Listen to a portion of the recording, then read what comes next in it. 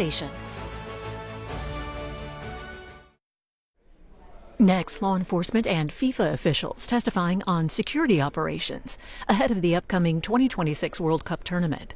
This was held before the House Homeland Security Committee and runs just over 2 hours.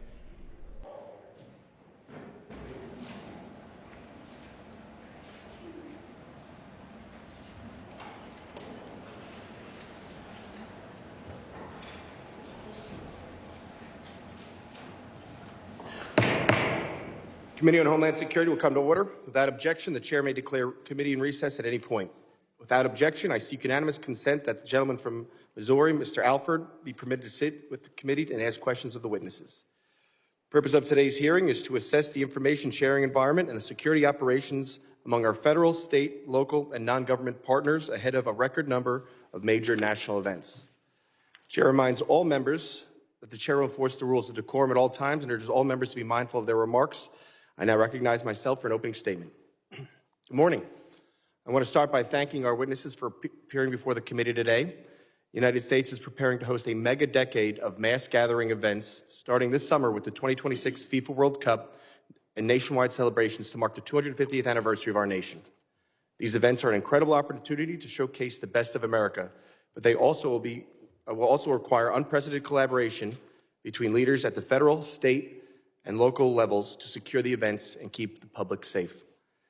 Today, we will hear directly from some of those leaders about the security preparations already underway to ensure that we already meet this moment. The 2026 FIFA World Cup will be held throughout North America in June and July and will include more than 70 matches played in 11 different cities across the United States.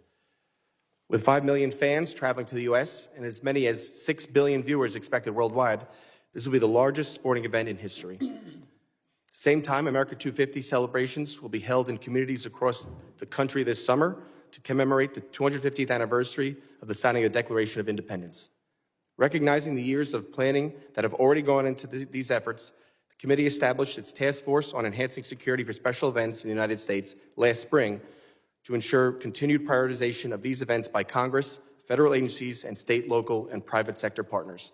I want to thank the task force chairman, Mr. McCall, and Ranking Member Ms. Poe for their leadership, and all members of the committee for their consistent engagement on these security preparations through the many briefings, hearings, and roundtables that have convened. Over the last year, Congress has taken concrete action to ensure the United States will be well-equipped and well-prepared for the months and years ahead. I'm proud of the role that this committee has played and will continue to play in moving these critical priorities forward. One of the greatest security risks facing our nation today is the malicious use of unmanned aircraft systems or drones. The prospect of weaponized drones being used to attack mass gatherings in open-air stadiums is a scenario that keeps policymakers and law enforcement professionals up at night.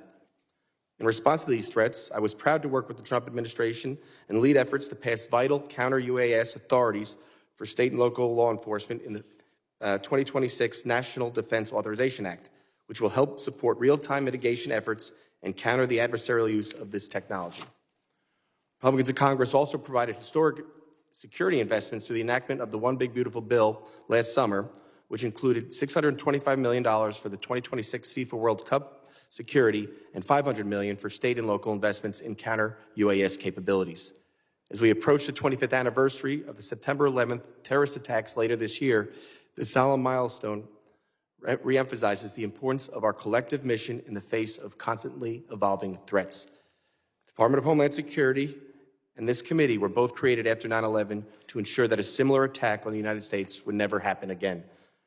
In just the last 3 months, this committee has heard directly from Secretary Noem and leaders from several DHS components, including TSA, CBP, and CISA, whose agencies will play critical roles in safeguarding these events. 25 years later, the threat landscape has not diminished. It has intensified, diversified, and evolved in ways that demand constant vigilance and decisive action. But DHS and the federal government cannot achieve this mission alone. Close collaboration, communication, and information sharing between federal, state, local, tribal, and territorial governments, along with industry stakeholders and private sector partners, is essential. These games and festivities designed to bring people together in joy and celebration also present an array of targets for nefarious actors who seek to carry out violent attacks or exploit these gatherings for other illicit purposes. It is not an even playing field. The dedicated men and women who protect our communities every day must overcome these threats every single time. Those who seek to inflict harm only need to be right once. But that doesn't mean we give up. It means we must be prepared for every possibility and ready to combat any threat. The goal of today's hearing is to engage directly with representatives from law enforcement, host cities, and fusion centers that serve on the front lines of this whole-of-society security effort. Our shared objective is to ensure these partners are receiving the timely intelligence, resources, and coordination they need to carry out their responsibilities effectively and safeguard the communities they serve. If there are challenges, we have a collective responsibility to identify them and work together to find actionable solutions. Protecting public safety is not a partisan issue, and it is imperative that we work together to do so. As chairman, I am committed to ensuring that all partners in this effort are receiving the support they need to succeed. I look forward to the witnesses' testimony today and to a productive discussion on how we can all work together on these efforts moving forward. I now recognize the gentlelady from New Jersey, Ms. Poe, for her opening statement. Thank you. Thank you, Mr. Chairman, and good morning. Good morning to all. Thank you so very much, Mr. Chairman, for calling this very important hearing. And welcome to our witnesses. I want to thank you for your valuable testimony that I know we're all going to be receiving from you today. I am stepping in for Ranking Member Thompson, who will be joining us momentarily. I serve as the ranking member of this committee's task force on enhancing security for special events in the United States. Our task force has a deeply important mission as our country prepares to host some of the world's largest gatherings and celebrations over the next 3 years. Events like the 250th anniversary of America's founding, the 78 matches of the 2026 FIFA World Cup, and the 2028 Olympic and Paralympic Games will put the United States on display for the entire world to see. I am particularly proud that the final match of the 2026 World Cup will be held in my district in northern New Jersey. And while the hospitality and the camaraderie of these events are exciting, it is essential that we ensure the safety and security of these mass gatherings. Both Congress and the executive branch have a responsibility to make certain that our state, our local, tribal, and territorial partners have all the resources that they need to get the job done. That is why today's hearing is so very important. While conducting oversight as ranking member of the task force, I have seen firsthand how this administration's actions are jeopardizing our security preparedness. Over the last year, the Trump administration has dismantled security cooperation at all levels of government, reduced counterterrorism personnel and resources, politicized FEMA funding and grants, and has openly refused to work with states run by Democratic governors and elected officials. Now, the Trump administration is choosing to withhold $625 million in security funding that Congress has already appropriated for the 2026 FIFA World Cup. This is money meant to help cities and states keep their games safe. These funds are just sitting there, collecting dust, waiting for FEMA approval and to be dispersed. States, host cities, and local law enforcement are begging FEMA to release this money to be able to prepare for and secure the World Cup Games. The time for action is short. This isn't competency, it's chaos. I urge my Republican colleagues to join me and my Democratic colleagues in calling for the administration to release these funds now.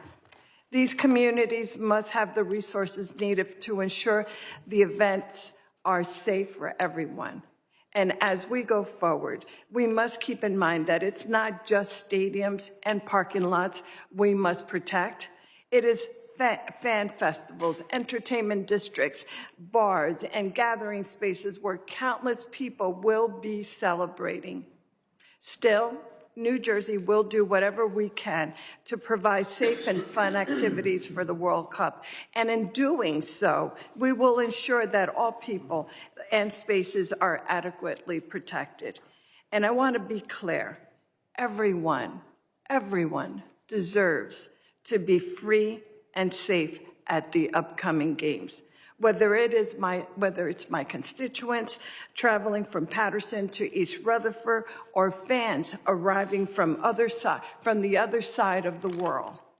All fans and players deserve to enjoy the games and know that our federal government is doing everything imaginable to make these events safe and secure. I have repeatedly stated concerns about Secretary Kristi Noem's out-of-control and unlawful enforcement actions. We all seen DHS violent immigration tactics, which were especially apparent during the recent outrageous operations in Minnesota. DHS personnel killed 2 American citizens and harmed countless others. So when Director Lyons refused to rule out conducting ICE enforcement at and around the World Cup event, when I asked him this very question, chaos ensued. Countries have issued travel advisories. Groups and businesses are raising alarms. Residents and fans are expressing fear for their safety. All while local officials report minimum communication by ICE about what exactly it plans to do. These tactics pose an unacceptable risk not just to Americans, but all foreign visitors seeking to enjoy the World Cup and other events. Make no mistake, security planning cannot succeed amid complete uncertainty, opaque planning, and unilateral decision-making. We need to explore these issues further and conduct real oversight of DHS out-of-control immigration enforcement policy to ensure the World Cup is safe for everyone. I have seen firsthand the amazing work that men and women at the state and local level are doing to make these the most secure games we ever seen. Fusion centers in New Jersey are working. Police departments in my districts are planning. Governor Sherrill's office are coordinating together. These are groups that are getting ready before the first whistle blows. The question is whether or not DHS will do the same. This committee has the responsibility to ensure that Homeland Security's policy is not driven by politics or retaliation, but by risk assessment, operational realities, and federal and state coordination. Because when millions gather in my district in New Jersey or Miami or Kansas City, the American people will not care about the interagency turf battles or grant paperwork backlog. Americans will expect that their government works together because security is a shared responsibility. But leadership starts at the top, and it is time for DHS to lead. I look forward, Mr. Chairman, to hear from our witnesses today and about how we can ensure that this agency can improve and do just that, because time is really running out. Thank you, Mr. Chairman. I yield back. Other members of the committee are reminded that opening statements may be submitted for the record. I would now like to formally introduce our witnesses. Mr. Mike Sina serves as president of the National Fusion Center Association and executive director of the Northern California High-Intensity Drug Trafficking Area and the Northern California Regional Intelligence Center. He brings 28 years of law enforcement experience, including serving as the veteran investigator at the state and local level. Mr. Ray Martinez serves as the chief operating officer of the 2026 FIFA World Cup Miami Host Committee. He has 35 years of law enforcement experience, beginning his career in 1979 at the Miami Police Department, where he rose to the ranks from police officer to assistant chief of police. He later served as Assistant Chief and subsequently Chief of Police for the Miami Beach Police Department. A limited exception was made today due to unforeseen circumstances and inclement weather disrupting travel to allow Mr. Martinez to appear before this committee virtually.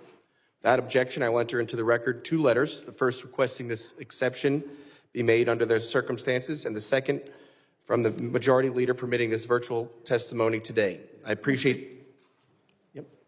Mr. Chairman, yes, the gentlelady is recognized. I'm reserving the right to object.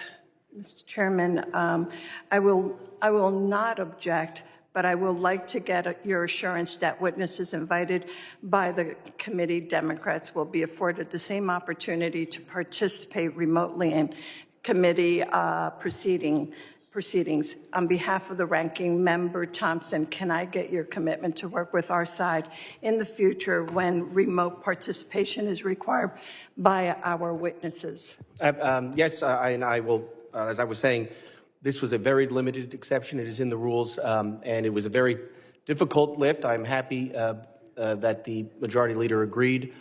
Took a lot of convincing, but because of the weather and the gentleman not being able to make it up here, we were granted this very late last night to allow him to do this. So I will work with you if same situation arises. You have my word. I will do what I can to get the same cooperation from the Majority Leader in the future. Again, but as I was told by the Majority Leader, this is a very limited circumstance due to the weather and how DC doesn't really know how to handle a snowstorm, which we didn't get anyway. But I will do my best in the future. You have my commitment. Thank you, Mr. Chairman, although it is 55 Yeah, degrees I know. in Florida, I might add. Well, yeah, I'm pretty sure Mr. Martinez just didn't want to come up and leave the beautiful weather that's down in Florida. We should have done a field hearing down there.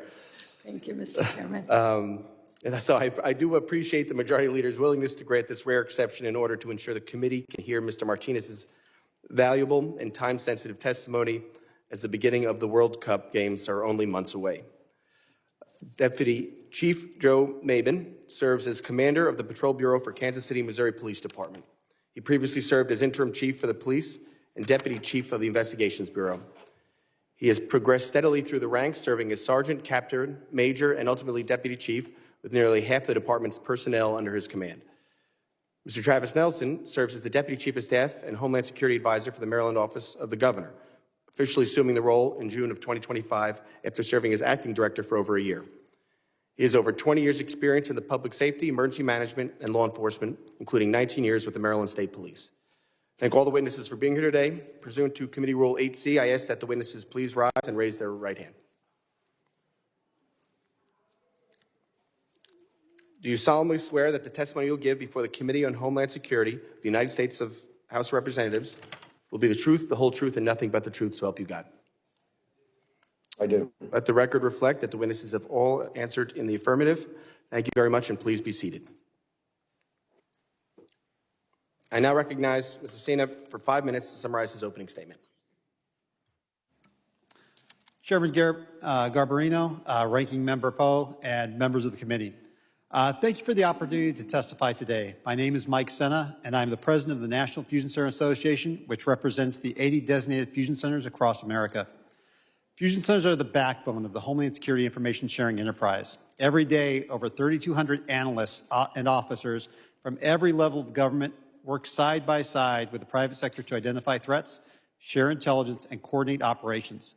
During major events, we collaborate with real-time crime centers, high-intensity drug trafficking areas, regional information sharing system watch centers, intelligence commanders with the major county sheriffs and major city chiefs, the U.S. Attorney's offices, the FBI's Joint Terrorism Task Forces, the Homeland Security Task Forces, and the Center for Internet Security to ensure actionable intelligence reaches decision makers.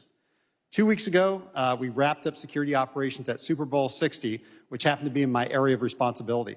I want to share a few examples of how we worked together and how things played out in real time and why it is so important for Congress to continue supporting us.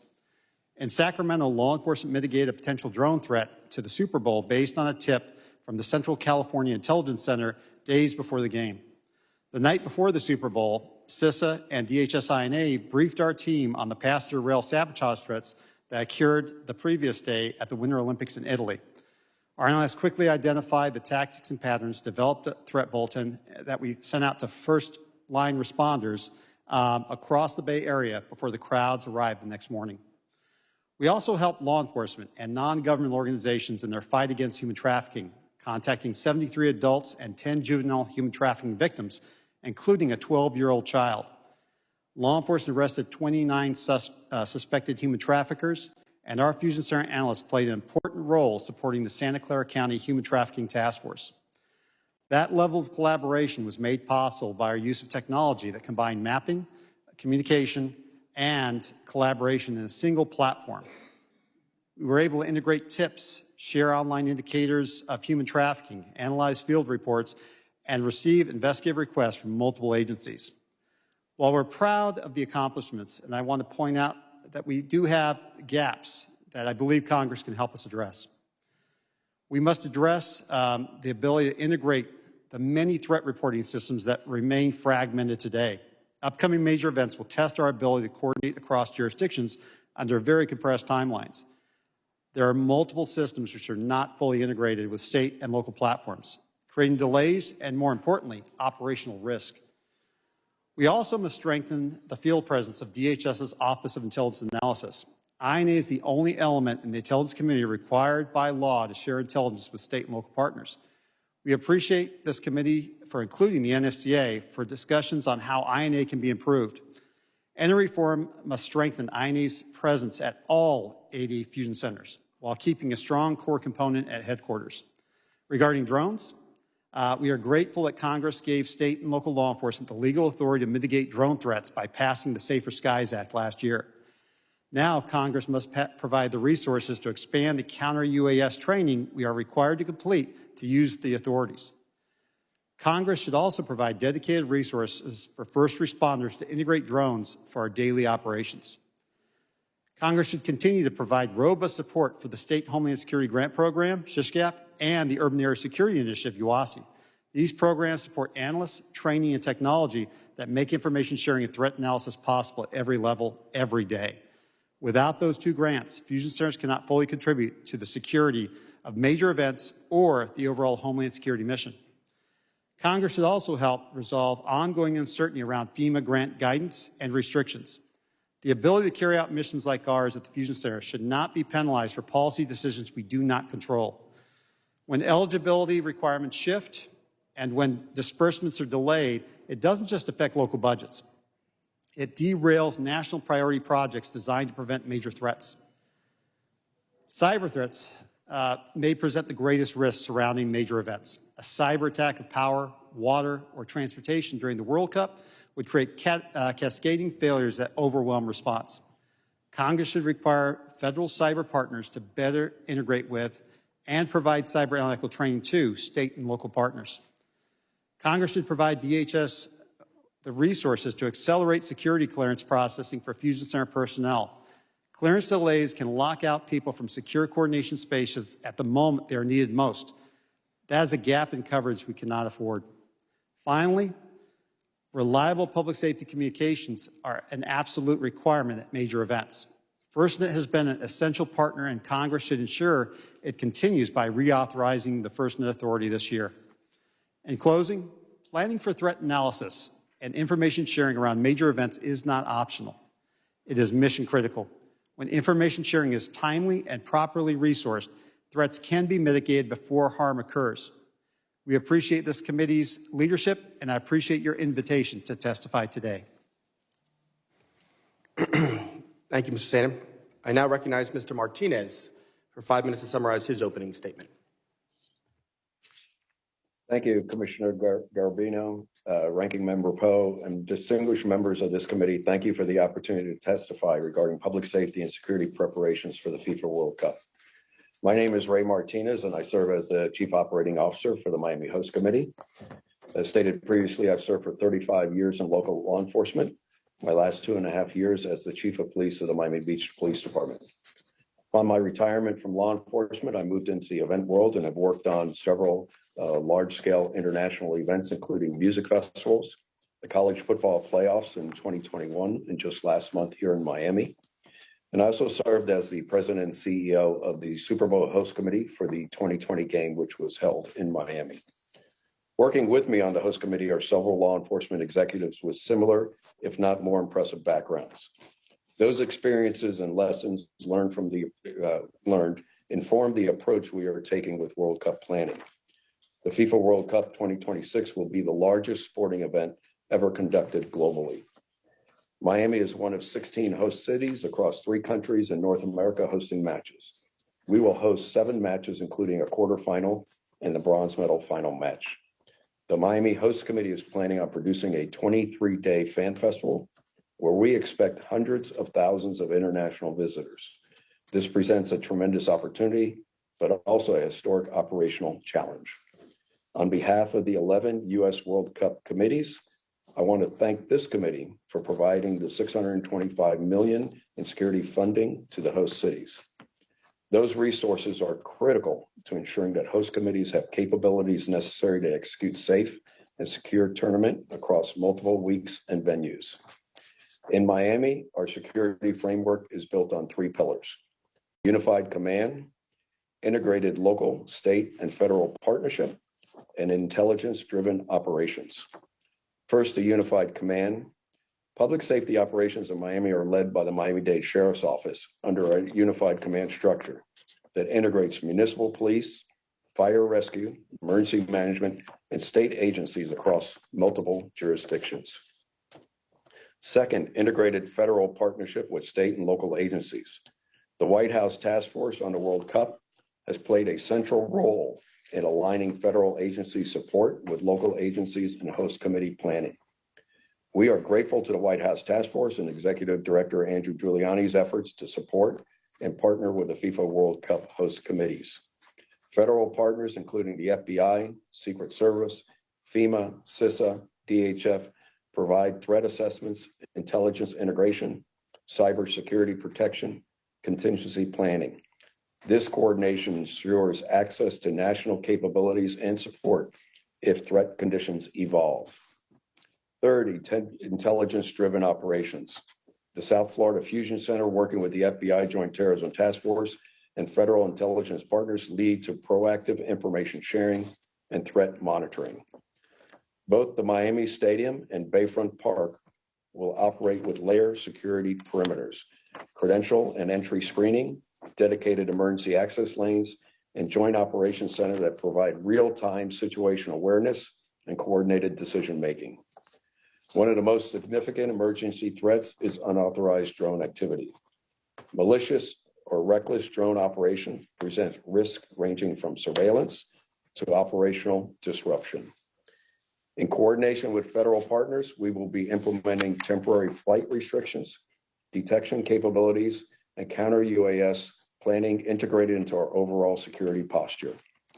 We appreciate the congressional support, and particularly this committee, as well as President Trump's administration, for dedicated counter-UAS funding to support these efforts.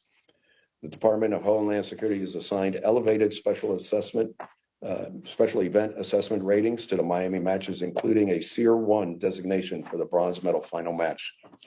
These designations reflect the scale and international visibility of the event and reinforce the importance of robust federal, state, and local coordination, which is well underway. Miami's preparedness reflects the ongoing coordinated efforts of all 11 U.S. host committees as we work each day to ensure a safe and secure and successful FIFA World Cup. Together, we are committed to demonstrating that no nation is better equipped to host and deliver a World Cup than the United States of America. I thank you for this opportunity to appear for you today, and I look forward to answering your questions. Thank you. Thank you very much, Mr. Martinez. I now recognize Deputy Chief Mabin for 5 minutes to summarize his opening statement. Chairman Garbarino, Ranking Member Poe, and distinguished members of the committee, thank you for the opportunity to testify today on information sharing and security collaboration ahead of major events. My name is Deputy Chief Joseph Mabin, and I command the Patrol Bureau of the Kansas City, Missouri Police Department, which is a member of the Major City Chiefs Association. KCPD has a current staffing of over 1,100 sworn law enforcement officers, serving a city of more than 500,000 residents. In less than 16 weeks, Kansas City is projected to welcome more than 650,000 visitors during the 2026 FIFA World Cup. Kansas City has hosted major events in the past, including championship parades and iconic American sporting events such as the MLB All-Star Game and the NFL Draft. However, this event will require the largest coordinated deployment of mutual aid partners in our city's history. The 2026 FIFA World Cup is the single largest sporting event in the world. For the Kansas City metropolitan area, it represents both an extraordinary opportunity and a historic challenge. Kansas City is the smallest market among the 11 U.S. host cities, yet we will operate one of the largest overall footprints.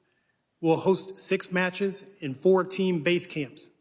In addition, Kansas City is planning a FIFA fan festival that will operate for 18 days throughout the tournament. Our tournament footprint spans 10 counties across 2 states, Missouri and Kansas. This bi-state effort requires a unified approach to emergency preparedness, response, and recovery. Crossing state lines adds complexity to communication and coordination, making seamless information sharing essential. The scope and visibility of this event require thoughtful, comprehensive planning. Safety and security remain our top priorities. Our goal is to deliver a safe, seamless, and welcoming experience for residents and visitors alike. As with any event of this scale, we are preparing for a range of potential public safety considerations, including unauthorized UAS, cyber disruptions, routine criminal activity, and increased demand on emergency and healthcare services. Central to our approach is timely, actionable information sharing with local, state, federal, and international partners. Since 2003, federal Homeland Security grants, particularly the Urban Area Security Initiative and State Homeland Security Grant Program, have allowed our region to build a mature, multidisciplinary preparedness framework. These investments helped establish and continue to sustain the Kansas City Regional Fusion Center, our primary intelligence hub. Through this federal support, we have built interoperable radio communications and strengthened intelligence sharing. We have enhanced specialized response capabilities, including hazmat, EOD, and tactical WMD response teams. We conduct thousands of hours of training each year through tabletop, functional, and full-scale exercises. All of this allows for real-time situational awareness and response across jurisdictions.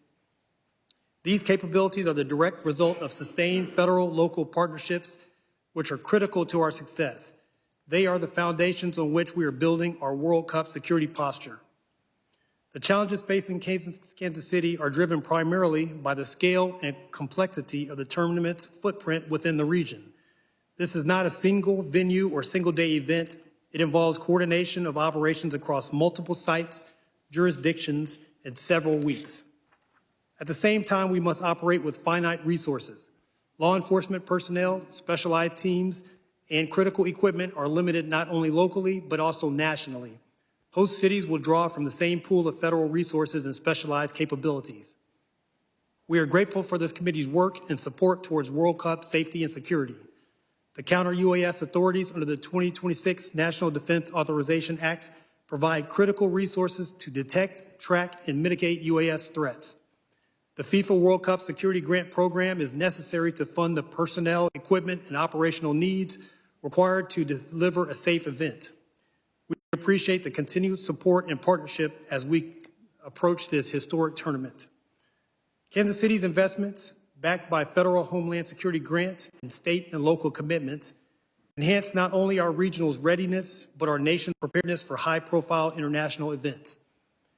Before the first whistle blows later this year, we want to ensure that information flows faster than threats, that partnerships are stronger than vulnerabilities, and everyone experiences a safe and secure World Cup. Thank you for your continued partnership and support. I look forward to your questions. Thank you, Chief. I now recognize Mr. Nelson for 5 minutes to summarize his opening statement. Chairman Garbarino, Ranking Member Poe, and distinguished members of the committee, thank you for the opportunity to testify today. I serve as the Deputy Chief of Staff and Homeland Security Advisor for Wes Moore, Governor of Maryland. I oversee public safety and Homeland Security for Governor Moore with direct oversight of state departments, including the Department of Emergency Management, State Police, Department of Public Safety, Office of Homeland Security, and others representing first responders, emergency managers, and law enforcement professionals who work tirelessly to secure our communities. I am deeply grateful for and appreciate the essential work of our local, state, and federal public servants who continue to do their duties in a constantly evolving world. As all of you know, our nation is entering a time of major special events that we have not encountered in decades. From the celebrations of America 250 to the multi-city hosting of the 2026 FIFA World Cup and 2028 Summer Olympics in Los Angeles. While these events are proud moments for our nation, they can also strain local resources and come with an increased threat to our critical infrastructure. However, as the threat profile expands and the demand on our state and local resources increases, the financial support provided by the federal government to state and local partners is diminishing. The events of September 11, 2001 underscored the critical need for seamless collaboration between local, state, and federal agencies during major events. This realization drove the development of coordinated planning and preparedness strategies. With crucial federal financial assistance, standardized and interoperable plans, training, and equipment were adopted nationwide. The foundational work centered on the Incident Command System and the National Response Framework ensures that limited resources can be rapidly deployed and integrated across the country as personnel share a common operating framework. Advisory councils composed of subject matter experts from local jurisdictions have guided policies and procedures based on unique experiences. FEMA training centers allow first responders, hospital clinicians, and emergency managers to learn alongside their colleagues from across the country. This model empowers federal field office personnel from local offices to become familiar with their government counterparts, developing trusting relationships and collaborating. Maryland's CCTV Situational Awareness Platform, MView, networks 399 federal, state, and local first responder agencies to over 40,000 cameras used to prepare for, prevent, and respond to major events or incidents. The program supports first responders in Virginia, D.C., Maryland, Pennsylvania, and New Jersey. This includes over 950 federal first responders from 44 agencies. Many of the federal users of the platform are directly responsible for the security of federal assets. The MView platform is a proven tool and having been deployed for hundreds of major planned events, including Fleet Week, inauguration, and professional sporting competitions. It has also been vital during emergency response since the aircraft collision over the Potomac River and the Key Bridge collapsed. The MView team is currently collaborating with organizers for the upcoming FIFA World Cup to integrate Delaware and New York into the platform. Furthermore, MView is scheduled for use as a force multiplier to assist in monitoring potential threats for tonight's State of the Union address. A large portion of this program is directly dependent upon UASC funding, but unfortunately the dramatic reduction in the NCR allocation has left the future of the program uncertain. The Maryland License Plate Reader Program is another initiative that directly supports criminal investigations, critical infrastructure security, and major event security throughout the region. The program is carefully managed to uphold citizens' civil rights and civil liberties, exclusively focusing its support on criminal investigations. In recent years, this program has directly contributed to thousands of federal partner criminal investigations, including security operations. Following the sudden reduction of federal funds from the State Homeland Security Grant Program, Emergency Preparedness Grant, and the Urban Area Security Initiative has left several states, including Maryland, very vulnerable and faced with no option but to reduce personnel and capabilities.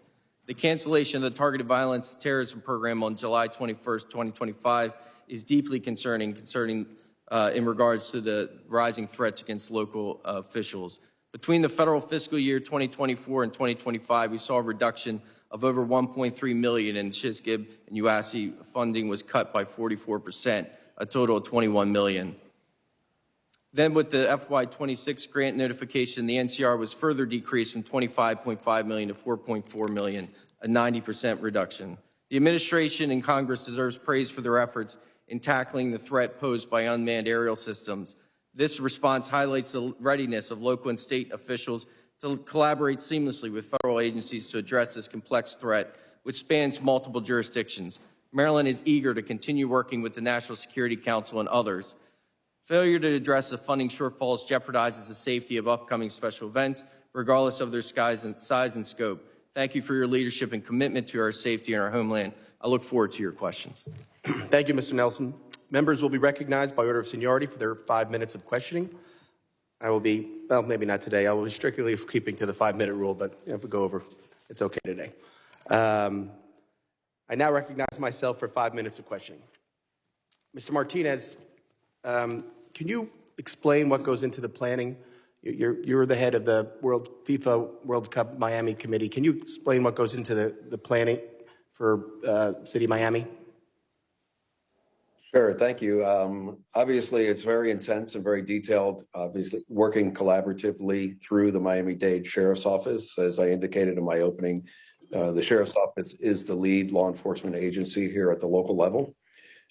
We have recently created a regional committee to cross jurisdictional lines. The multi-agency committee includes agency directors and representatives from across 4 counties, not only Miami-Dade County, but Broward County, Palm Beach County, and Monroe County to our south, bringing together stakeholders, public safety agencies to coordinate on the planning and coordination of the activities that are going to be taking place here in South Florida. It's not just the games, though. There are other things that you are planning for, festivals and like watch parties, those things like that. Yes, sir. How much planning for security goes into that? And how much? I mean, it takes quite a bit, correct? It's immense. I mean, we've never handled anything like this, even though we are used to working on major events here in South Florida and Miami. But a 23-day fan festival in downtown Miami in a city park is something that has never been tried and never been done. But you know, we're expecting, you know, as I indicated, hundreds of thousands of people to come to South Florida to be part of the game, and understanding that, you know, not everybody's going to get into the stadium. So, you know, the Fan Fest is going to be the location where people are going to go to enjoy the matches, to see the matches, to be with their, you know, fellow countrymen, and to be able to celebrate, hopefully, their victories. And then on top of that, there will be regional watch parties across the 3 counties and really across the state of Florida. So, you know, that coordination is critical, and making sure that the information is shared and, you know, goes across jurisdictional lines. So the money, the one big beautiful bill had, the reconciliation bill had $625 million in FEMA grants for measures. I think Miami was supposed to get around 70 million of that. I think that's what you all applied for. Has any of those funds been received yet? No, sir, they have not. Now, let me ask you a question. What happens when, I mean, I'm sure you put it into your budget, these FEMA grants. What happens if you don't get that money? So when is the drop dead date for you to start having to cancel things if you don't get that money in? I mean, we're quickly approaching that. We're 107 days out from the tournament, but more importantly, we're about 70-something days out from starting to build the Fan Fest. These decisions have to be made. I mean, generously, I say within the next 30 days is the drop dead date. I know that the local agencies are very anxious, but without receiving this money, it could be catastrophic for our planning and coordination. So if you don't get the FEMA grants in the next 30 days, the city of Miami is going to have to start canceling because you can't prepare for the security of those sites. That is correct. We have to start making some really tough decisions, and it starts with our fan festival. Obviously, the matches up at the stadium, you know, will take place, but, you know, preparing for all of the impromptu events and, you know, watch parties that we're expecting to see will be in jeopardy as we continue. I appreciate that answer. I'm running out of time, so I want to move over. Mr.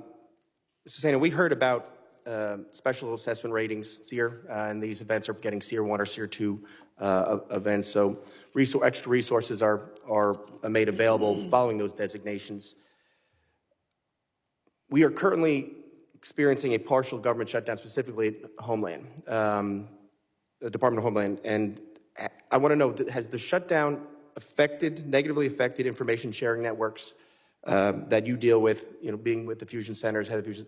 Are you seeing a negative effect from the shutdown, or do you expect to see, if this lasts longer, a negative effect from the shutdown? Currently, we're not seeing a major issue with the shutdown, but as time progresses, I definitely believe that we will. We rely heavily on our coordination with our partners in the Department of Homeland Security. If any of their resources aren't available, but one of the primary ones is, you know, that coordination with FEMA on the grant process. I mean, we've already dealing with many delays which we don't know if and when we're going to get funding to continue operations. So the longer they're not around and not at their desks and not working on this process, the longer we don't know what's going to happen with the money we need to execute for these World Cup games. Thank you very much.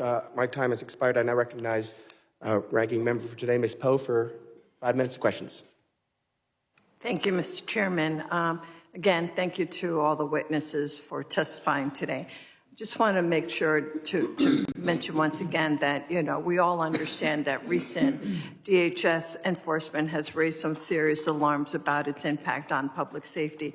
Polls shows that most Americans believe that ICE actions have gone too far and makes us less safe. As we prepare for the to host the World Cup in my district, including the title game, we cannot have roaming packs of masked ICE agents harassing fans and players. At our last hearing, I directly asked Director Lyons about ICE plans at the World Cup. He confirmed ICE presence and refused to rule out immigration raids. His refusal raised grave concerns within my district and sent shockwaves across America and the world. Mr. Martinez, has DHS directly briefed you regarding the ICE plan at the World Cup matches in Miami, yes or no? No. Okay. Publicly stated, ICE publicly stated that it would have a key role at that World Cup. Are you concerned about that? Yes or no? Not at the moment, no. Mr. Martinez, are you aware that conversations between FIFA and DHS regarding ICE enforcement activity at the World Cup? Yes or no, sir? Yes. Has FIFA specifically asked DHS to suspend immigration enforcement actions at the official World Cup venue or events? I am not aware of whether FIFA has made that request or not. Okay. What's the point of giving President Trump a Peace Prize if we cannot keep his masked agents from terrorizing fans and players? It's absolutely absurd. Mr. Martinez, if a fan is detained by ICE at a Miami World Cup game or FIFA fan event, have you and DHS set a process to inform family members or legal counsel? We have been in constant communication with our federal partners, and we have received no indication of immigration enforcement that will be taking place during the tournament. We are laser focused here at the Miami Host Committee in providing a safe and secure event. The only thing I can base on is in recent experience during the last year of our major events, which includes the College Football National Championship, Formula One, and the Club World Cup, which was held this past summer. And we did not experience any ICE enforcement activity as described. Okay. Thank you. Thank you, Mr. Martinez. Ms. Martinez, with only roughly 4 months to go, some cities still reports that they have not received this funding. I think the chairman just asked you that very question, and you've indicated that you have not received that. This is completely unacceptable and certainly close to kickoff. As you've pointed out, you have a drop date of time of 30 minutes. Officials in the Foxborough, Massachusetts, for example, are still waiting for $1 million of dollars. They say they cannot hold games if they do not receive the money. Mr. Martinez and Deputy Chief Maben, have either of you received federal funding? And I know, Mr. Martinez, you indicated that you have not. Mr. Deputy Chief Maben, can you tell me if you have received any information with regards to the actual funding that you are expected to receive? Have you received that or not? No, ma'am, we have not. What kind of delays or impact will that have if you do not get that? And similar to what the chairman asked, what is your drop dead time frame in order to do that? And I have like 34 seconds, so let's do real quick. The drop dead date is immediate. We need commitments from mutual aid partners to help supplement our officers just because of the scope, scale, and duration of the games.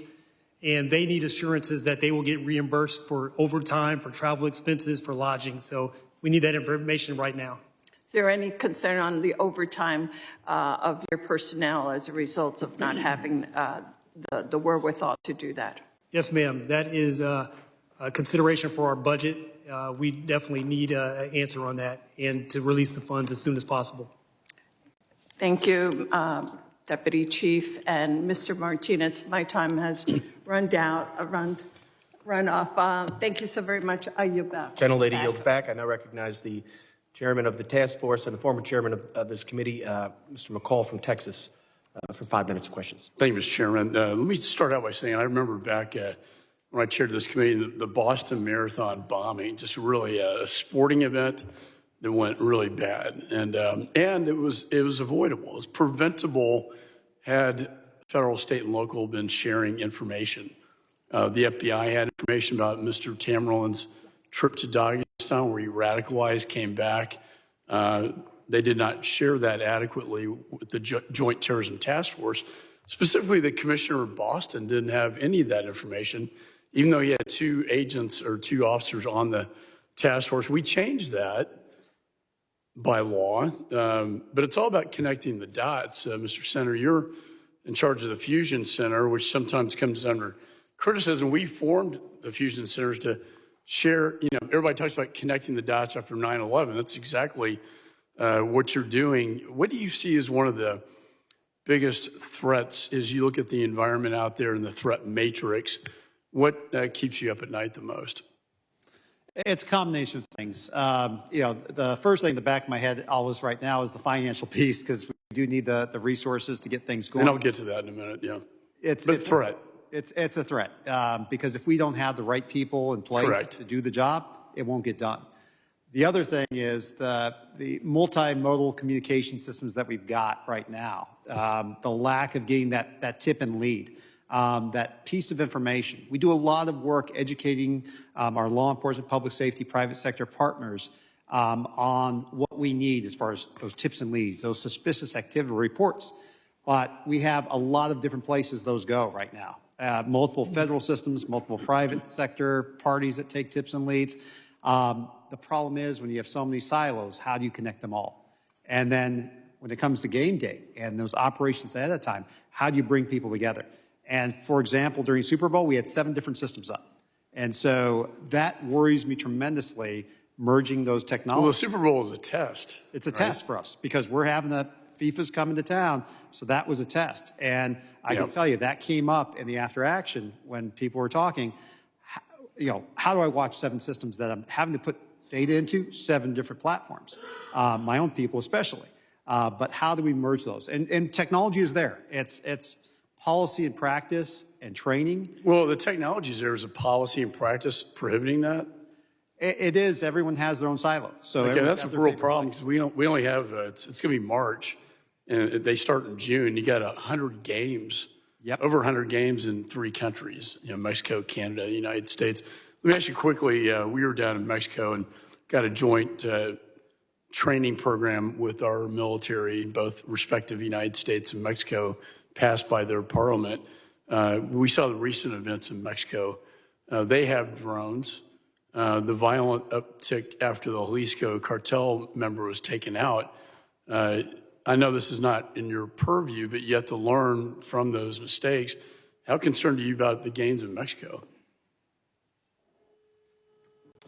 The big concern I've got, especially with drone activity, is that, for that example, I had a person that was planning on flying a drone right into the Super Bowl. And so that part of that is that we can and have countermeasures there.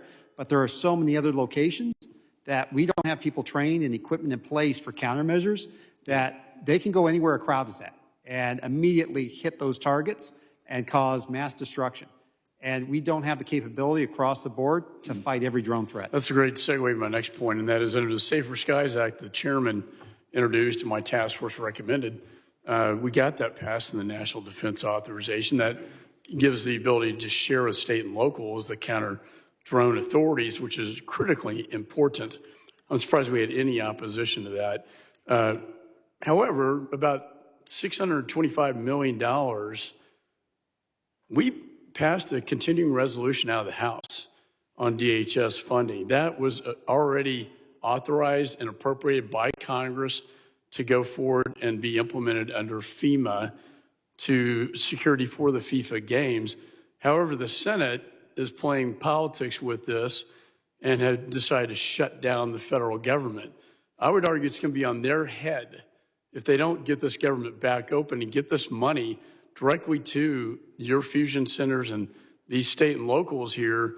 If something bad happens, it's going to be on their head, you know, and I urge them to get this thing done and stop playing games, because at the games we're talking about, you're going to see another Boston bombing if we don't get that money out the door. I think all of you have testified how important that grant funding is. I know the chairman and ranking member here were both very vigilant about staying, you know, on top of that. Final minute on, well, I'll talk to you off the record later about your drone mitigation at the Super Bowl, but I think that's really the threat here. I yield back. Gentleman yields back. I now recognize the gentleman from California, Mr. Correa. Thank you, Mr. Chairman. I want to welcome our witnesses today, being here, sharing your intel. Little history, 911. We had silos, information in one hand, information in the other hand. If it could have been shared, maybe 911 could have been prevented. And that's why Homeland Security was created, sharing information. Mr. Maben, you talked about the fact that FIFA will be the single largest sporting event in the world. That's impressive, and that's also a big target. And Mr. Senna, you mentioned that shared info is the backbone of intel. A few months ago, we had my good Sheriff Don Barnes from Orange County here, 8 months ago, and he was talking about the withholding of billions of dollars of FEMA funding for fusion centers. And he said, and I quote him, "Stepping back from our posture in our fusion centers." I think Sheriff Barnes is trying to say that not getting that FEMA funding is going to hurt your posture defending our citizens, preventing a major catastrophe. And God knows we have a lot of frenemies out there right now. So your fusion center in Northern California is 100% funded through FEMA preparedness grants. How long has it been since you've gotten these grants? Actually, we've been receiving these grants for our center since 2004. And lately? Well, we have not gotten our last 2025 allocation. So we are going to be short this year if it doesn't show up. So right now you're beginning to feel the challenges of not being properly funded in order to defend our citizenry with this FIFA coming up and the Olympics coming up and so on and so forth.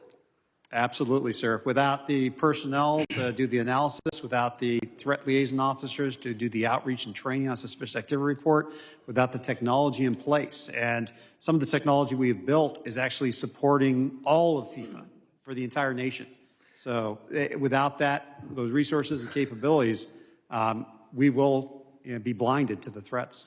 Well, I just wanted to thank you for being here today, and I'm in concurrence with my colleagues. We've got to stop playing politics with this stuff, with these funds that are so critical to defending our country. We had a lesson in 911. I don't want to relive that lesson. And Sheriff Don Barnes, who I think you know very well, he's got to protect Disneyland, and we're a very high target in people's lists. We have the Anaheim Angels, the Anaheim Ducks, a lot of things going on in Southern California. And I guess I'm going to ask you to help us get the message out. In Washington, there's a lot of things that we get caught up with that are supposed to be important, but heaven forbid we have another 911 coming at us. It'll change us again in ways we can't even imagine. So I would ask you to continue to come up here and talk to my colleagues and myself, both sides of the aisle, remind people how important it is to protect our citizens through proper funding. And hopefully we get that FEMA funding up and running so that you can do your job. Fusion centers, love what you do out there. Very impressive, good intel, and God knows there's a lot of information out there you got to sift through to get to the bottom. So thank you very much. And I just wanted to, again, invite you to come back and let us know what is important at the end of the day. Thank you, Mr. Chairman. Gentleman yields back. I now recognize the gentleman from Florida, Mr. Jimenez, for 5 minutes of questions.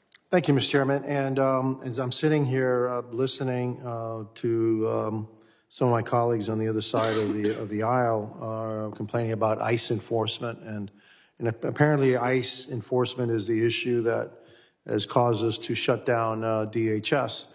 The problem is that ICE is funded like through 2027. So what it is that they're all complaining about and shutting the government down, it doesn't affect the thing that they're complaining about.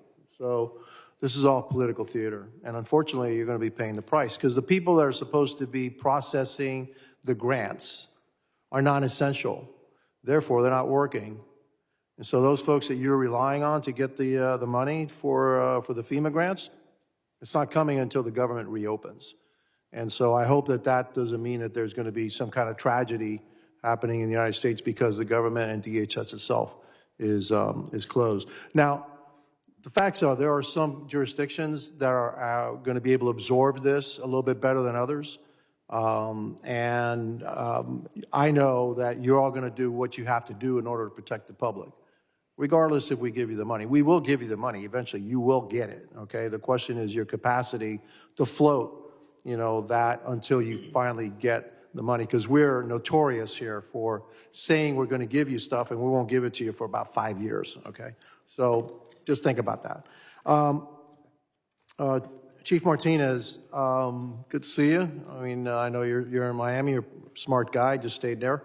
My main concern, a big concern I have, is drones, and the usage of drones and as a potential terrorist threat. Do you feel that you have the authorities needed in order to handle that threat now? Well, certainly with the changes that have been made, we feel more confident. Local representatives from the major agencies, including Miami-Dade Sheriff, City of Miami Police, Broward County, Florida Highway Patrol, have either attended or are scheduled to attend the required training. So we feel confident that we will be able to deploy teams to these critical sites, both at the stadium and the Fan Fest. The issue is being able to cover other areas that may be popping up, impromptu celebrations, watch parties that could hold, 500, 1,000, 2,000 people across the region. So, we don't have the resource to cover every spot, but we do feel confident that we will have the resources and the technology to cover the main ones, which are the stadium and the Fan Fest. Do you feel that you have the technology that will allow you to actively incapacitate any drone that may be a threat to to the population?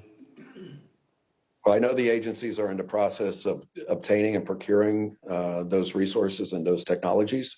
They have not been received yet, so we're hopeful. Obviously, we're piggybacking on the federal government to be able to source those technologies. So, I guess yes, we do feel confident if everything comes to fruition, and we feel that we're moving in the right direction to support that. Will you require federal resources for that? Are they going to be the only ones that are that have the authority to do something about that, or has that authority been delegated also down to the local law enforcement agencies? Some of it has been delegated down to a limited scope, and that's what the required training is for. But we also will be depending on our federal partners to assist us in those matters, especially at the stadium. Are you comfortable with that, or would you feel more comfortable in also getting additional authority to be able to handle the situation as you see fit? I mean, certainly having additional authority, would be beneficial, no question. Understanding the difficulty in doing that, we're thankful for what we have, but certainly we would welcome, increased authority, especially, as it relates to these international type of games and matches where, obviously the crowd size and the target and the threat, is significant. Fair enough. Thank you very much. I yield back. Gentleman yields back. I now recognize the gentleman from Louisiana, Mr. Carter, for 5 minutes. Thank you, Mr. Chairman, and thank you to our witnesses for joining us today. I proudly represent New Orleans, the greatest city in the world to host major events like last year's Super Bowl. The allure of the city means we're responsible for protecting countless mass gatherings throughout the year. Mardi Gras, Jazz Fest, Essence Fest, the Sugar Bowl, Taylor Swift concerts, the list goes on and on. The terrorist attack last year on the early hours of New Year's Day on Bourbon Street served as a stark reminder of how terrorist tactics are evolving and the importance of enhanced coordination between our federal, state, and local security agencies during these events. However, the administration has repeatedly obstructed FEMA, politicizing the agency and delaying disaster preparedness and response. Last week, it reportedly told FEMA to halt all travel, seemingly to create fallouts from DHS's funding lapse, despite FEMA's testimony to Congress that it will continue disaster response to use the funds unaffected by the shutdown. The politicization of FEMA makes America less secure every day, especially while preparing for large-scale events when communities are most vulnerable to security threats. Mr. Nelson, Maryland is no stranger to the Trump administration's politicization of disaster aid. When historic flooding hit Western Maryland in 2025, did Maryland meet the criteria for receiving federal assistance? And do you feel that President Trump made an objective, non-political decision when he rejected Governor Moore's request for assistance? Well, thank you for that question. And yes, we did meet the threshold. We are currently at $34 million in damage for the $13 million minimum, and was really not given any true reason for why it was denied. For each of our other speakers, would you agree that the disbursement of emergency funds should not, underscore not, be decided by politics or party?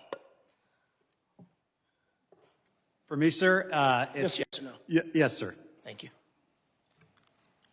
Yes, sir. Yes. Yes, sir. Thank you very much. Has there been, or could there have been in the future, a fiscal impact on Maryland's taxpayers or local government if DHS continues to delay these reimbursements? Yes, absolutely. We've witnessed an increase in attacks on religious institutions, recently including an arsonist who set fire of a synagogue in Ranking Member Thompson's district in Mississippi.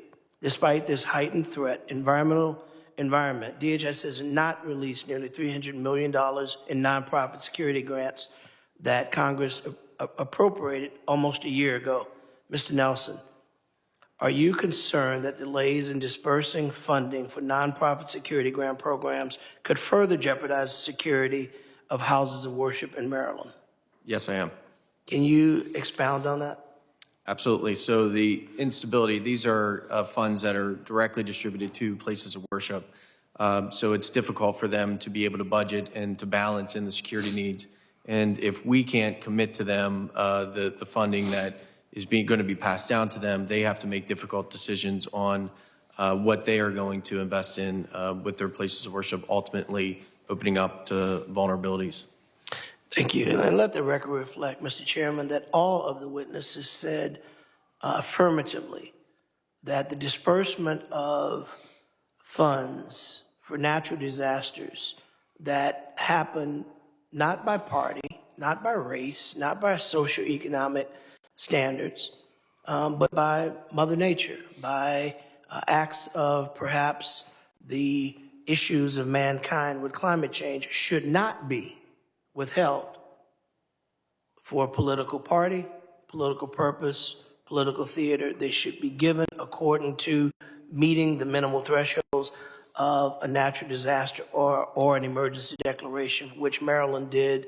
And we're hopeful that we will not see further cases where resources are withheld because it wasn't my party, wasn't my president, not my problem. We're Americans. Natural disaster and FEMA and the resources should be given as needed regardless of any politics. Mr. Chairman, I yield. The gentleman yields back. I now recognize the gentleman from Alabama, Mr. Strong, for 5 minutes of questions. Thank you, Chairman Garbarino, Ranking Member Thompson. As we prepare to host the FIFA World Cup, Olympics, America 250, and even college sporting events, we face an unprecedented mix of security challenge. It is past time to unleash counter-UAS to defend America and its citizens from drone attacks. Much of that technology is developed in my district. Our ability to protect fans, athletes, and host communities will depend on how well we are prepared, trained, and share information and respond under pressure.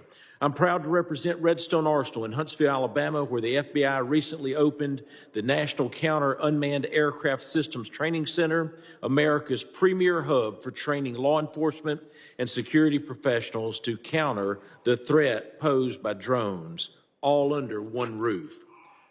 Deputy Chief Mabin, the threat posed by rogue unmanned aircraft systems to stadiums and fan venues may represent one of the greatest security challenges we face in hosting these large-scale events. Congress recently extended authorities to state and local law enforcement to mitigate these drone threats. How do you anticipate these expanded authorities will help your officers secure World Cup sites, stadiums, and fan festivals, which is, you think about the World Cup itself, it's equivalent to 7 Super Bowls at the same time? Absolutely. It's a question of scale. We will get federal support, counter-UAS support, but it's limited. And by expanding these authorities to local police departments, we're able to cover down on the other areas. It's more than just the stadium. It's also the FIFA Fan Festival areas. And so once we get the training and procure the resources, then we'll be able to be better positioned to counter any kind of UAS threats. Thank you. Has anyone from your department coordinated with or received training through the FBI's Counter-UAS Training Center at Redstone Arsenal? Yes, sir. We have individuals scheduled to go down for the training right now. Thank you. Mr. Martinez, building on that point, how have organized committees been working with federal, state, and local partners to ensure strong counter-UAS mitigation procedures are in place? So we've been making sure, obviously, that the responsible agencies, as I mentioned earlier, from the Miami-Dade Sheriffs, the City of Miami Police Department, Broward County Sheriffs, and across the state from the Florida Highway Patrol, are able to receive that training. And as I indicated, many have already received it, and those that have not are scheduled to receive it in the next month or two. So working with our federal partners, to ensure that those trainings are provided for those jurisdictions is critical. We're continuing to work, obviously, with our federal partners in communicating, what our overall drone threat plan will be, and collaborating with them on the deployment of these resources. Do you see any gaps in preparedness as we approach summer? Well, the gaps for us is really in the funding. As been highlighted, it is absolutely critical to be able to get this funding. As Congressman Jimenez indicated, the agencies will step up and provide, the resources that are needed. But our fear is that decisions will be made on budget instead of threat assessment, especially as we get closer and the actual scale of it starts to show itself. So that's why we feel it's absolutely essential to be able to get that money released so the agencies have the comfort in knowing that they will be reimbursed. Thank you. Switching gears, with over 36 years experience as an emergency medical technician and 40 years as a firefighter, I take emergency response and public safety extremely serious. When we host events of this scale, it's critical that fire and EMS officials are not only present, but fully trained, equipped, and integrated into security planning. Mr. Martinez, what are the greatest areas of need for fire and EMS officials ahead of these games, and how are you ensuring they are fully prepared to respond if the unthinkable occurs? Absolutely. We've been working very closely with the major fire and emergency management agencies here, including the Miami-Dade Fire Department and the Miami-Dade Department of Emergency Management. We have held already several large-scale, full-scale exercises, as well as numerous tabletop exercises to develop responses and capabilities and understanding of what those capabilities are for all of the agencies involved. The Miami-Dade Fire Department is taking the lead in coordinating with local municipal fire departments, including the City of Miami, Miami Beach, Coral Gables, for mutual aid and as well as coverage in their jurisdictions. So we feel we have a very strong, assessment of our capabilities, as well as training, ongoing training that has been taking place over the last year and a half, and it will continue on leading up to the games themselves. I want to thank all of our witnesses. Mr. Chairman, I yield back. Gentleman yields back, and I recognize the ranking member of the full committee, Mr. Thompson, 5 minutes. Thank you very much, Mr. Chairman, and I welcome all our witnesses today. According to several states and stakeholders, the Trump administration continues to withhold over $1.2 billion in FEMA counterterrorism funding that should have been provided to communities almost 6 months ago for programs such as Urban Area Security Initiative and Nonprofit Security Grant Program. The Trump administration is even challenging court orders that would make this funding available immediately to first responders, nonprofits, and other local partners. In many communities, this lack of funding is jeopardizing security preparations for upcoming large events, such as the FIFA World Cup, America 250 celebrations, and 2028 Olympic Games. And as my colleague, Mr. Carter mentioned, we had a synagogue bombed in my district recently, and the money that identified the culprit was the nonprofit security grant program that the cameras caught him, and subsequently he's admitted to the cause. So if this money is not available or delayed, as it currently is, Mr. Nelson, can you discuss those impacts on Maryland's preparedness when DHS delays and fight court orders to provide necessary counterterrorism funding going to nonprofits, first responders, and other local partners? Thank you, Ranking Member Thompson. So in response to that, we recognize that it's critical, and in fact, the state was deeply concerned that the federal government would not provide the funds, and actually found a way to supplement some state funding because of our increased concern around this risk area. So in that sense, we are deeply concerned about the sustainability of the nonprofit security grant and distributing those funds efficiently down to the places of worship and other eligible applicants to better protect those vulnerable populations. So your testimony is that those programs are not only essential, but pretty much required if we're going to protect houses of worship and other places like that. Yes, sir, as much as Governor Moore has dedicated state funding to back up that fact.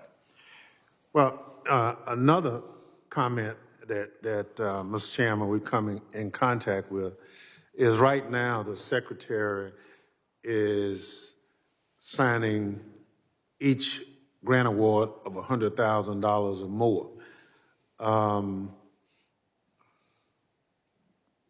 Chief Martinez,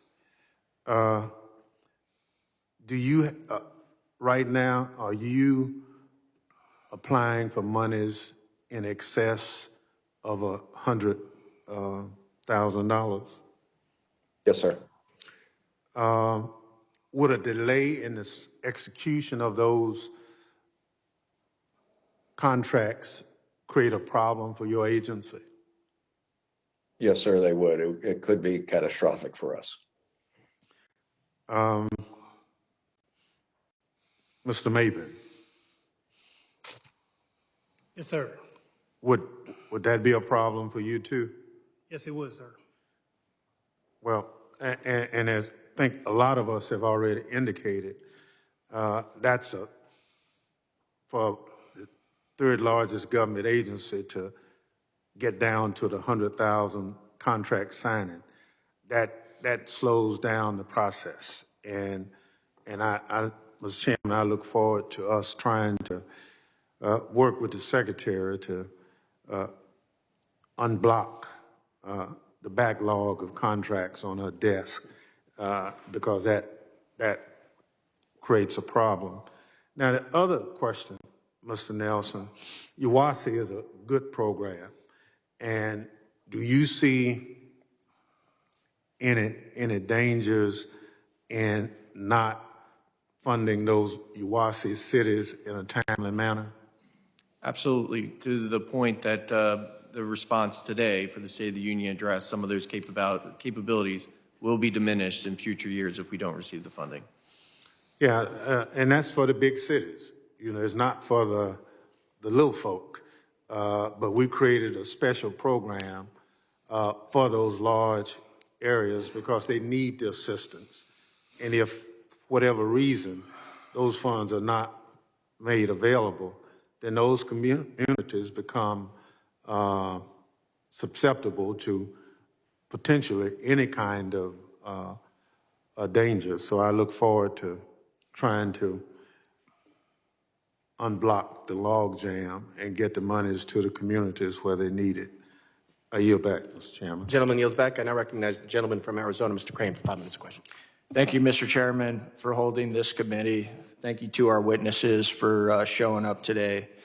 You know, it's just unbelievable to me that we sit here in this hearing today, which is about security and intelligence sharing for these large events coming up in the United States of America, like the FIFA World Cup, the Olympics, etc. And my Democrat colleagues continue to blast the Trump administration for not funding the Department of Homeland Security and all of our efforts that are designed to keep these people, our citizens, foreign travelers, and these events safe from attack. And yet not one single one of them voted for the Department of Homeland Security appropriations bill. People ask me all the time, is Washington, D.C. as bad as we think it is? This committee hearing right here is a perfect example of how bad it really is. They'll sit here and talk about the Trump administration and how they're not distributing funds for these events and to keep our communities safe, and yet not one of them voted for the Department of Homeland Security appropriations. That covers the Coast Guard, it covers CISA, cybersecurity, it covers ICE, Department of Homeland Security, all of it. And they didn't vote for any of it. Mr. Cena, what are your thoughts on that? From my perspective, what we're able to do and capable of doing right now has been built up over 20 plus years. And we're still not quite where we need to be as far as the information sharing and overcoming the silos. I think on the funding piece No, that's not what I asked you, sir, with all due respect. Yes, sir. And I know, I get it. You're trying to be a nice guy in here. I asked you, when you hear all these comments from people that voted against funding the Department of Homeland Security, is there a part of you that's like, really? This is political theater. That's what it really is. I do think that the impasse that we have right now with the grant funding and with the support of the department overall, I can tell you that on a daily basis, we work with partners from all of the DHS components. And without their resources in place, we can't be successful. And so without them being fully open and operational, it causes problems for us in fighting the threats, from transnational organized crime to human trafficking to counterterrorism. They need the resources as much as possible to get, and that includes DHS Office of Intelligence Analysis. Without their backbone supporting us, that's a problem. How about TSA, right? Huge. The folks that, work in airports every day to make sure that folks coming into these events are going to be able to get here and attend these events. Is that open right now? Is that funded? That's a problem, and especially the support that we get from the Federal Air Marshal Services on counter-drone activities and detection. I mean, they are great partners in this. So there's a lot of components with the DHS that the longer that they don't have funding, the longer we have huge gaps that we will see. I want to read some quotes that I heard just in this hearing today from some of our Democrat members. This admin has jeopardized Homeland Security efforts. The time for action is short. Release these funds now. Everyone deserves to be safe and free at these events. Security planning cannot take place during insecurity. We're Americans. Funding should be given regardless of politics. Did you guys hear those? I just want to make the point again. If you're a Democrat on this dais and you voted to fund the Department of Homeland Security, please raise your hand. That's what I thought. And so, you know, it's just too hard to sit here and listen. And they're hoping that nobody calls them out on their gaslighting. They're hoping that nobody does and that we all just play nice in here. I'm not going to do it. That's not why my constituents sent me to Washington, D.C. Chief Mabin, if you guys don't get the funding that you need, how's it going to impact Americans that not just in their regular lives, but if they're trying to go to the FIFA World Cup? Specifically with FIFA, our security plans rely on mutual aid partners, and they need assurances that they will be refunded or be able to seek overtime and travel funds, and so that would negatively impact our security posture. Mr. Cena, I do want to hear more about this drone attempt with the NFL. Did that drone have a payload? It was intended to have something, but it turned out to be flyers, but it could have been anything attached to it. Thank you. I yield back. Gentleman's time has expired. The chair recognizes the gentleman from Texas, Mr. Green.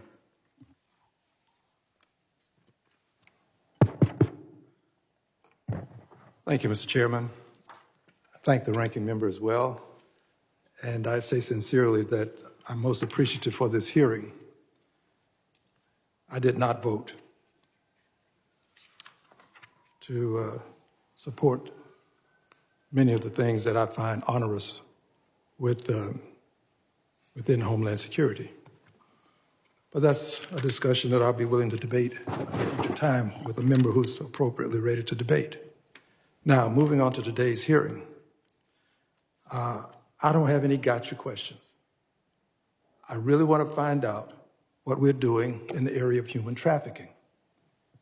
I want to find out because my county, Harris County, is one of the leading counties in the country when it comes to human trafficking.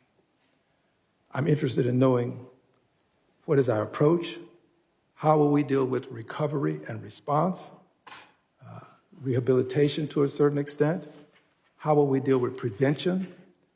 These are some serious questions that we need to answer because with human trafficking being more than $200 billion in terms of an enterprise globally, more than $200 billion, we've got to concern ourselves about the young ladies, the children who are going to be trafficked at an event such as what we will have in Houston, Texas. And I'm concerned about the entire country, but I just want to make sure that we protect people who are going to be at this event.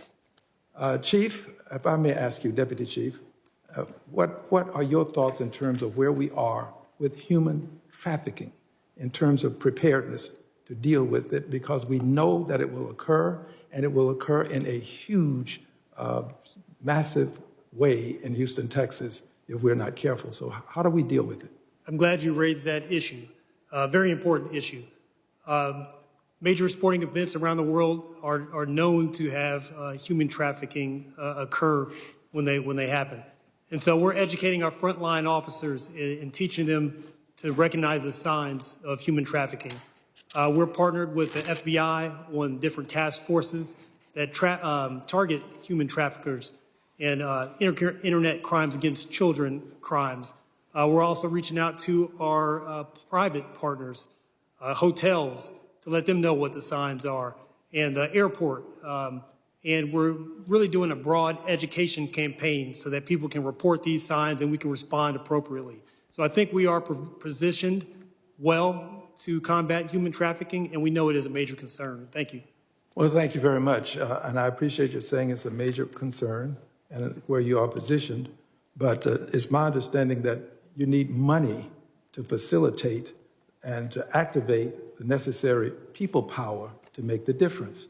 Mr. Sina, is that correct? That's correct, sir. Without the resources, I mean, we have analysts that are working every day to fight this issue. And I have to compliment, Mike McDaniel, the HIDTA director for Houston, who's been at the forefront of this and this human trafficking effort. But one of the things that we do is bringing together technology, bringing together our Microsoft Teams and Esri platform, which we use successfully at the Super Bowl. And thanks to, the task force there, led by, our team from Santa Clara County, we were able to bring together over 60 agencies and identify. Let me intercede just a moment and ask this question, please. We're less than 4 months away from this activity actually being initiated. So with this limited amount of time, at some point you can receive dollars and you cannot use them efficaciously because time is not on your side. Do you not need to have the funds now? We needed them 6 months ago, actually, but we do need them now. We've got, and the other part of this is that there are gaps in this, as you mentioned earlier. Once we contact victims, getting them the support that they need. It's horrendous, the situation we're in right now with no place to put people, no housing, not having Child Protective Services folks available and others to help out with the situation. You said Child Protective Services. Children. We're talking about children. As young as what, sir? And the Super Bowl, 12 years old. 12 years old, being trafficked. Being trafficked. And you can prevent much of this if you have the funds that you need for recovery and response, which means to help them through the trauma that they're suffering. This is a part of it, is it not?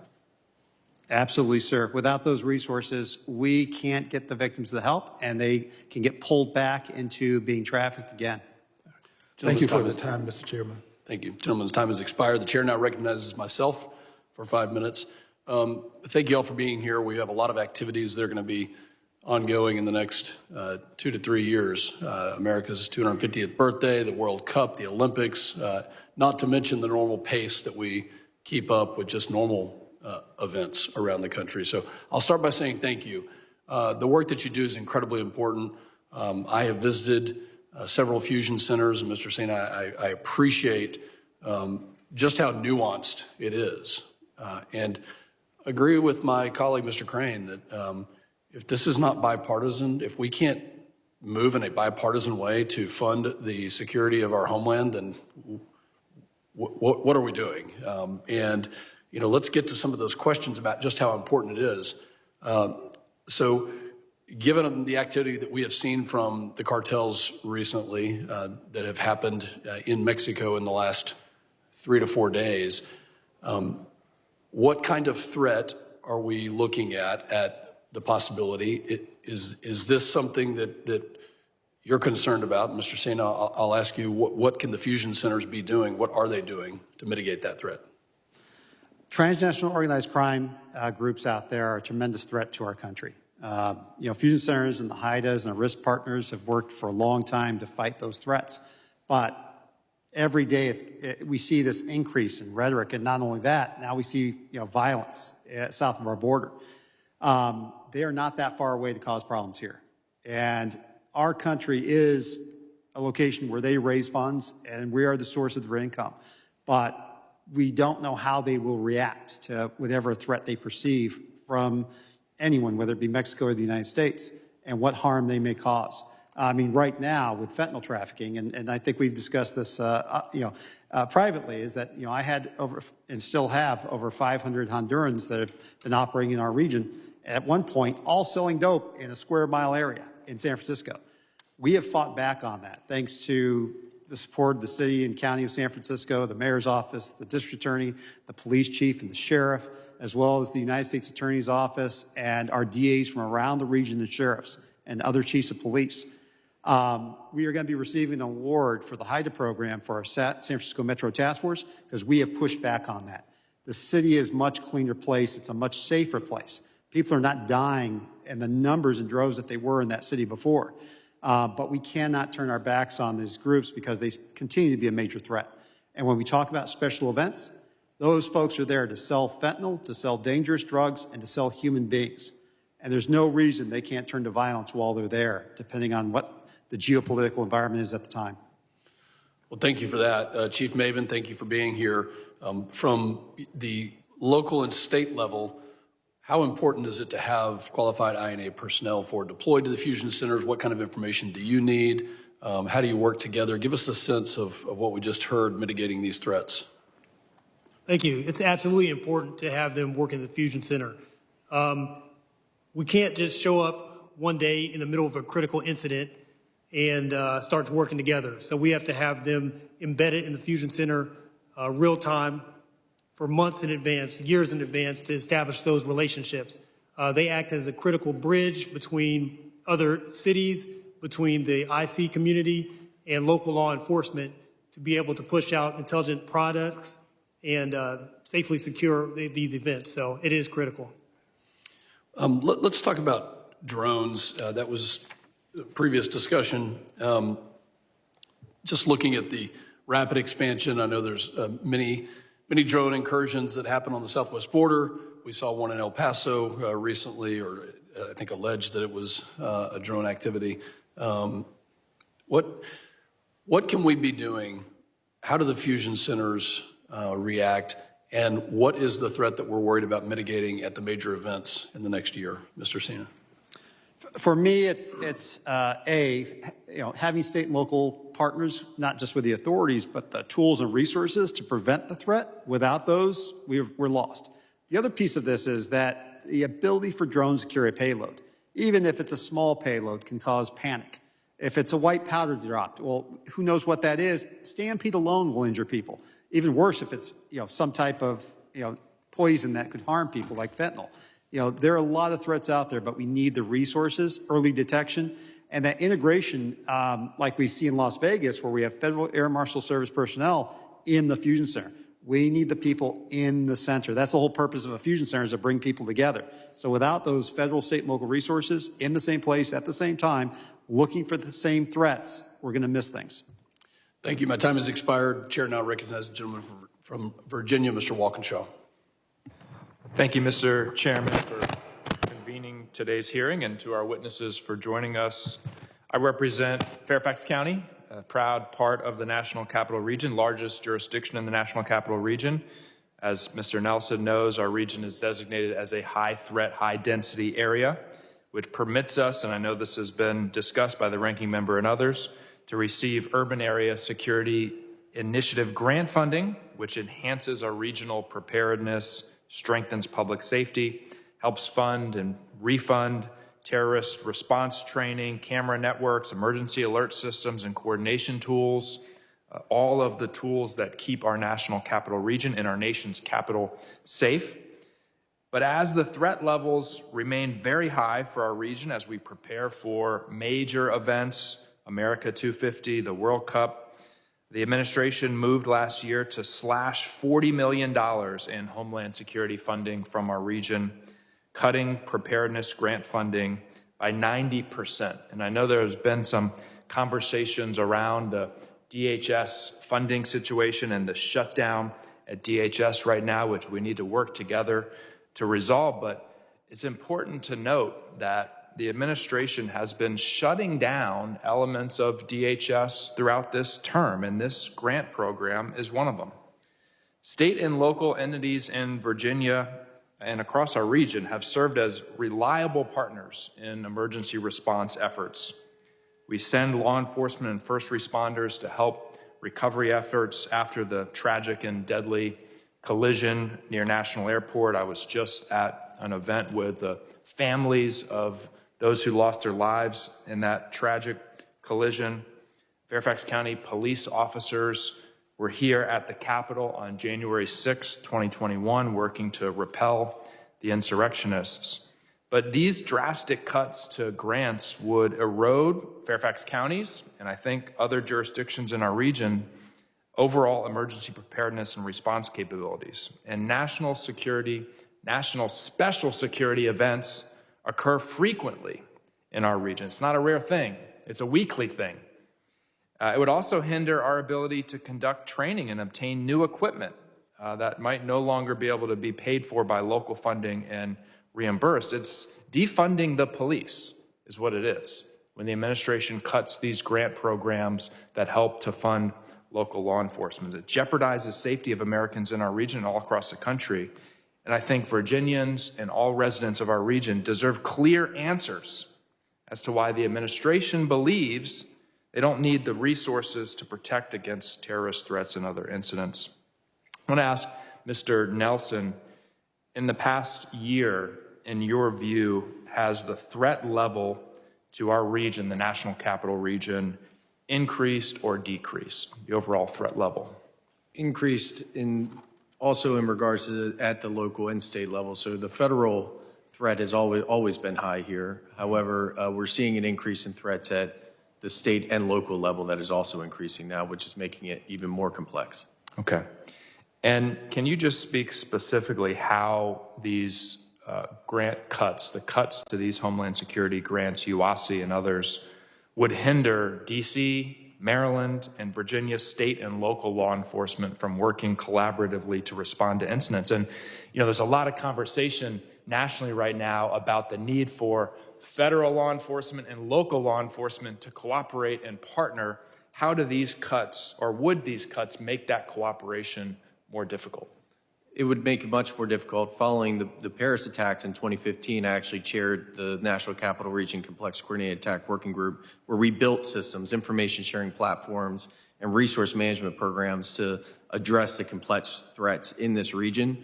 Those programs will likely erode and be demobilized as a result of the decrease in funding. And maybe specifically, how would it or will it hinder our ability to prepare for America 250, 4th of July celebrations, big upcoming events like that? In addition to breaking down the products such as the CCTV program or other types of information sharing platforms, it also, there's other existing programs outside the grant program, such as the information sharing platform that was run by DHS that has also been sunsetted, that we had to pick up as a state and begin running for the nation to try to ensure that that information flow still occurs. Okay. Thank you, Mr. Chairman. I yield back.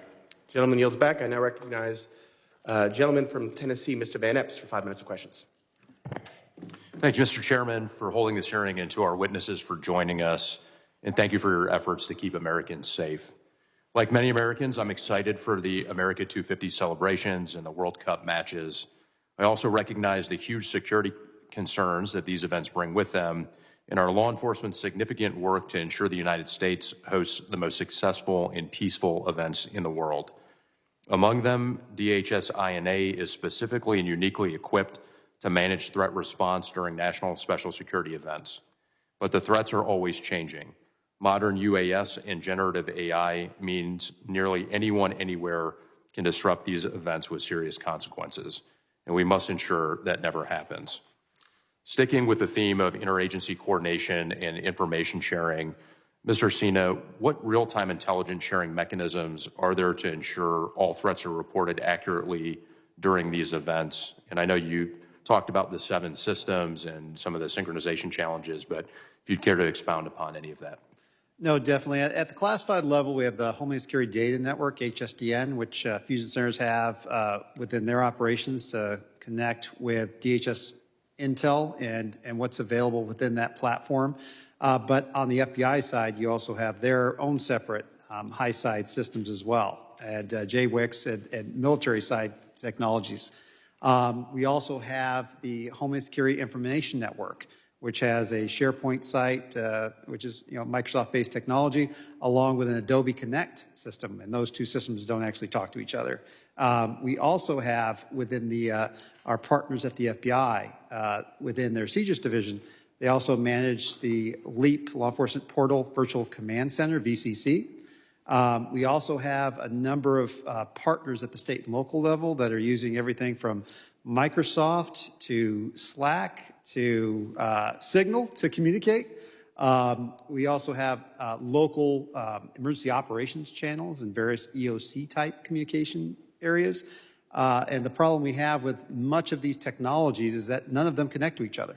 Many of them have similar tools and resources, but ultimately, because folks don't want to pick a favorite and everyone has their own, it's hard for people to communicate. And that's why a lot of work's been done over the last 4 years to do that direct integration between Microsoft Teams and Esri, because most of government has Microsoft and most of government has Esri technology. So that was what really helped us out tremendously on our human trafficking effort during Super Bowl. But ultimately, we've got to figure out bridges between technology. Otherwise, they fall into pockets. And as far as the reporting of threats, we have the National Threat Operations Center, the NTOC, which is at CJIS Division in West Virginia. They handle about 1.3 to 1.6 million tips and leads per year. And I have to tell you, that's overwhelming. We also have various hotlines for human trafficking. So those go into those pots of information. But the ultimate issue we have is with all these multiple pots of tips and leads information, they all aren't consolidated. And so we don't know what we're missing until bad things happen. And even during the Super Bowl, there was a belief that we were missing some tips and leads from one source party. And one of our partners actually called in a tip to see if somebody would send us the tip, and it never came in. And so those are the types of issues we have, trying to make sure that there is a constant flow of communication. Fusion centers were designed to help facilitate that and to help move the data. But as technology has not progressed with the issues we have today, we have these silos of excellence that don't connect to anybody. So building off of that, could you, and maybe this is for Mr. Martinez as well, but could you walk us through what the intelligence sharing process would look like if there was an active threat at one of the World Cup events? And what are the crucial communicating tools and the potential gaps there as well? Absolutely. And unfortunately, each of those systems I mentioned would be one of those things that analysts probably have to enter data into. But the real thing is people in the room talking to each other. So what we've done and built in the past, in which every location will have, is a regional collaboration, coordination, and communication centers. There will be ops centers. But I can tell you that we had about 6 operation centers just during the Super Bowl. So I can only imagine that there'll be many more based on how spread out the FIFA operations are to bring information together. But if there's a critical threat, it's going to be communication between people in the room, and then the ability to bring people in, most oftentimes in that Microsoft Teams environment, to host a call very quickly to say, this is the threat. And that's what I've done in the past in my own center. If something escalates to a point where we've got to get general information out, people are not always tied to their email. They're not always tied to even their text messages. But if you get the alert out and bring people together physically and virtually, brief them on the threat as quickly as possible. The only problem comes in if the threat is classified and then trying to get the classification down. That's where clearances become important for especially our state and locals. And we have had that, that effort to try to get people as many clearances as possible to bring them into a room and tell them this is the threat. But not everyone has remote communications at a classified level. So there are urgencies that we have to get information out. And I can tell you years ago, we had that same problem in San Francisco, and ultimately they built a room that we could hold 300 people in to get them briefed. That's a rarity. Not many cities, locations have a place that is reasonable to get to in classified space to get briefed up on urgent threats. But ultimately, it's when there's a crisis, we communicate because we work together, we train together, we have tabletop exercises, and we plan out and get to know each other before the event, before the big game day. And then we work on, these are the communication channels we will use. But we make sure that happens. And everyone in my region has my cell phone number, and I have theirs. So we can talk to each other if all else fails. Thank you, sir. My time has expired, Mr. Chairman. I yield back. And that was a great answer. That's why I let you go on, because it was very important to get on the record. And I recognize the gentleman from Puerto Rico, Mr. Hernandez, for 5 minutes questions. Thank you, Mr. Chairman. This hearing is about security preparedness, and what concerns me the most is that DHS has shown a consistent pattern of failing American citizens, the United States, the 50 states, the Commonwealths, and the territories in securing their reconstruction after natural disasters after major events, and in securing their citizens and their residents from their policies. Now, this is a direct failure of leadership and policy at the DHS level. We have in place what I have to call a stupid policy that requires the DHS secretary to approve any expense over $100,000. And that is delaying the reconstruction and the projects in Puerto Rico and in many states that will prepare us to better handle major events or major natural disasters. And I've received outreach from constituents, projects like the Hector Solá Coliseum in Caguas, or projects like the backup generators from Fundación Comunitaria that give power and water to over 37,000 residents in Puerto Rico, are stalled because of this stupid policy. And I am concerned that as we speak of major events like the World Cup, like the Olympics, we are not ready to meet the demands of these events if we have not been able to meet the lesser demands of previous events. So, Mr. Nelson, it is my understanding that DHS owes Maryland nearly $1 billion in disaster-related expenses, including for costs that the federal government approved years ago. Can you describe the types of projects currently stalled because of the delays? Yes, sir, and thanks for the question, because there has been an extreme delay, and what this also is causing is not just for these projects to be completed, similar to as they are in Puerto Rico, where we've had projects that are started, but we are uncertain if we'll be able to continue them because of the policy of the $100,000, but it's also the local time that these employees are investing into trying to manage these projects. Those are a lot of the same employees that are dedicated to special event planning and doing other emergency management activities that are now bogged down with the administrative burden of trying to manage this unpredictable nature. And can you speak to how the timeline for disbursement has changed since this new policy was implemented?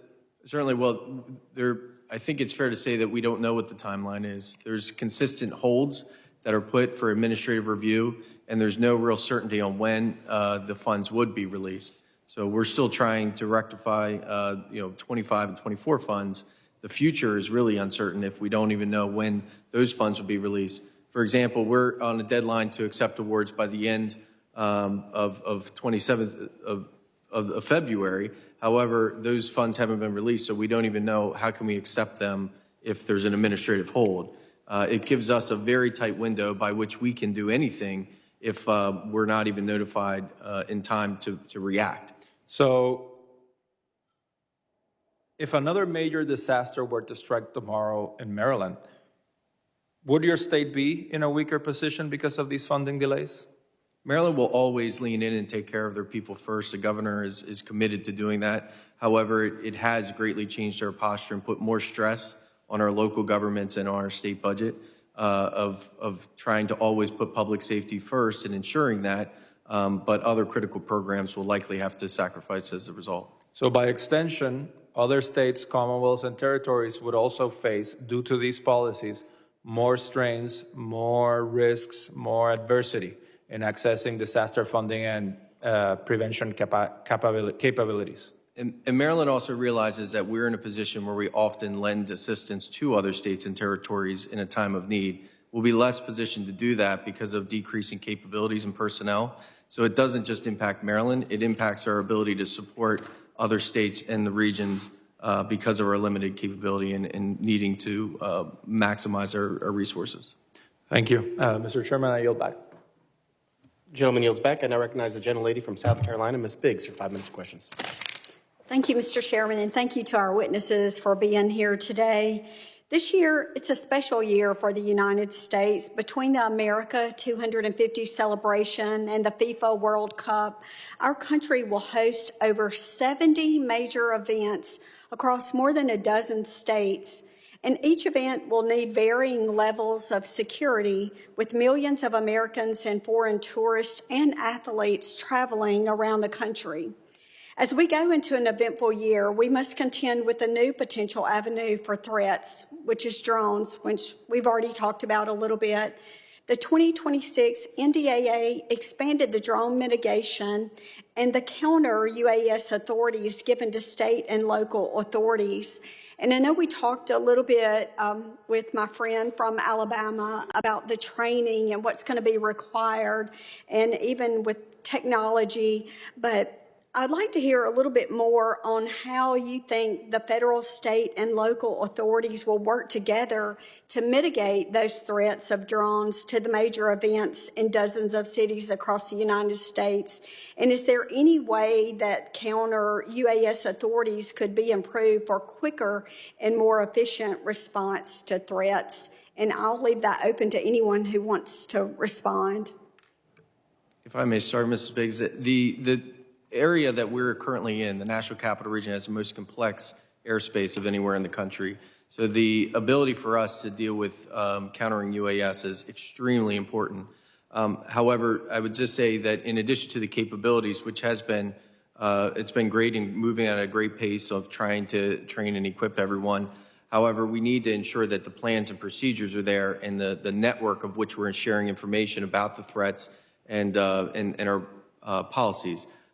During the Army-Navy game in Baltimore just this past December, there were several occasions where different federal agencies were mitigating drones, and we're not properly communicating that with our state and local partners to know what other risks may be at play. So I would just again highlight the importance of good planning and coordination between all levels in addition to training and capabilities. And I'll echo that. We have a wonderful working relationship with our federal partners in Kansas City. And so one aspect is to detect, identify, mitigate, but we also have to have boots on the ground to go to interdict the operators. And so we're working to train together so that we're ready and prepared for World Cup. For the last few years, across the world, people have been expanding drone capabilities to implement attacks. And at the same time, we've been fighting to get those resources at the state and local level. Now that we finally have the authorities to implement it, now it's getting the training and technology in place. And the problem is that we have to defend large perimeters, large areas that need coverage. Not just the game day facility, but the practice fields, the fan fest areas, the official ones and the unofficial ones. And how do we cover all those places with mitigation technology? It's very difficult because we're way behind. I feel that, if we had been having this conversation 2 years ago, we'd be in better shape. But today, as we're approaching these games, we're nowhere near the capability we need. But we continue to have to press forward with the technology and the training and getting it out to the largest group of people possible from the law enforcement side so we can cover all those simultaneous events that you were talking about that are spread across a huge geographical area. It's something that we have not dealt with in a long time to cover this much area in such a very short period of time with limited resources. If there's one thing that you could ask Congress to step in and help with right now, what would that be to help you be prepared? That prioritization of funding to train the personnel and get them to that training site. We need that immediately. And the release of the FIFA funding would be critical for our staffing and our mutual aid partners to come in and assist, because we just don't have enough officers within my own department to cover down on all the threats. But we're going to be relying on those mutual aid partners and connections. And yes, to both their comments, in addition to the personnel that are working on these plans and coordination are the same limited personnel that are doing the other special event planning, and that are also, many of their salaries are contingent on the funds that have not been released. So we are at a pivotal time where we may not just lose that capability, but the block from Jenga is about to cause the whole thing to come down. Well, thank you so much for the work that you do. And Mr. Chairman, I yield back. Mr. Martinez, looked like you were about to say something. Did you want to just say anything, Ed? No, I just would like to echo what the other witnesses stated. The release of the funds that have already been approved is absolutely critical. Gentlelady yields back, and I recognize the gentleman from Colorado, Mr. Evans, for 5 minutes. Thank you, Chairman, and of course, our ranking member for this important hearing. And want to thank the witnesses for being here today and for all of your ongoing work and everything that you do to keep our nation and our communities safe. We're unfortunately all aware right now that we're in a partial government shutdown because my Democrat colleagues want to hold the federal government hostage and hold that funding hostage for vital national security and law enforcement agencies. And just in case we need a reminder, ICE has already been funded under provisions we secured last year in the Working Families Tax Cut. By refusing to pass the DHS funding bill, ICE isn't being defunded. What is being defunded is FEMA and TSA and the Coast Guard and FLETC, Federal Police Academy, and multiple other safety measures that are absolutely necessary ahead of massive events like the World Cup. In my home state of Colorado, let's talk about FEMA. There have been historically low amounts of snowfall this winter, which sets us up for a very dry season accompanied by very high wildfire risk. FEMA support is absolutely vital to the safety of my constituents even before a wildfire begins, and I know this because I served in the U.S. Army and the Colorado Army National Guard for 12 years. I was a Black Hawk helicopter pilot. I've flown on, dropped water on, and commanded National Guard soldiers assigned to fighting Type 1, so national priority incidents in the state of Colorado.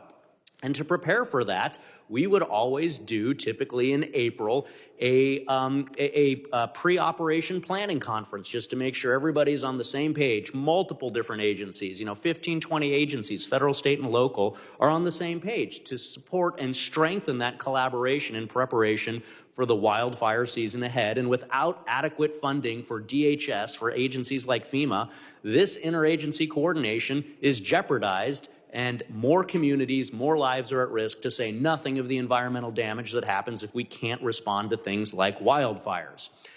In addition to being in the National Guard, Mr. Mabin, my first question will be to you. I was also a local cop for 10 years, city of Arvada, first ring suburb, just to the northwest of Denver, which is another major city's agency. And so I wanted to ask you about, from your perspective, working for a major cities but local government agency, what lapses in funding are you seeing as a host city for the World Cup? And what information, what resources and capabilities do you see potentially lacking to close any information sharing or other planning gaps as you prepare to be a host city?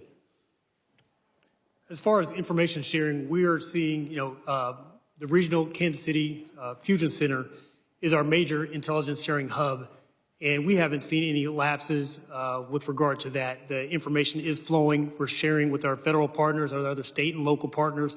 We chip in and help each other to cover down on those kind of incidents. But just more broadly, we do need to see a release of the FIFA funds so that we can get staffing for officers. Because when it comes to the end of the day, we need X number of officers in these point positions, control positions, to execute our planning for World Cup. Thank you. So again, I was a cop for 10 years, and so I kind of know how to read between the lines. So when you say chip in and help each other, that makes it sound like there's probably some Band-Aids that are being applied, and obviously we're in an open forum here. We don't want to forecast any mission-critical shortfalls. People would be surprised to know how many cops I often didn't have when I was trying to keep a city of 125,000 people peaceable and getting along. So I appreciate you commenting about chipping in and helping each other and the implications that go along with that. I'm also glad to hear you talk about fusion centers. My next question will be to Mr. Cena. Again, I mentioned 12 years in the National Guard, Black Hawk helicopter pilot. So rotary wing, low-level aviation operations, things like drones, counter-drone technology, super important to me, both as a rotary wing aviator, also a police officer, and everything that happens typically between 0 and 3,000 feet AGL. So here in my remaining about 30 seconds here, can you just comment on what is needed in this information sharing space to be able to effectively counter the emerging UAS threat?